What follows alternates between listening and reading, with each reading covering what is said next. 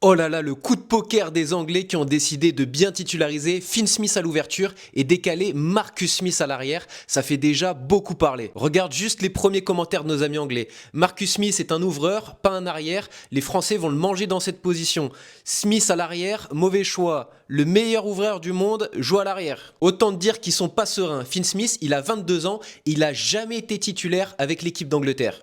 Regarde bien cette action parce qu'elle est symbolique sûrement du choix de Steve Borswick de mettre Finn Smith à l'ouverture. Ce qui différencie principalement les deux joueurs, c'est leurs aptitudes en défense et en attaque. Si on regarde du côté de Finn Smith, l'année dernière par exemple en championnat, il a 79% de plaquage réussi contre 62% pour Marcus Smith. Si on regarde juste en dessous, c'est pareil, ses plaquages sont un peu plus saignants, on a 14 plaquages dominants contre 3 pour Marcus Smith. Et si on regarde de l'autre côté sur la colonne des attaques, là on a 50 défenseurs battus par Marcus Smith contre 19 pour Finn Smith. On a vraiment une différence de profil avec un joueur très offensif et un autre joueur comme Finn Smith qui fait partie des meilleurs défenseurs du monde. Offensivement, les Bleus auront clairement un coup à faire avec le repositionnement de Marcus Smith à l'arrière.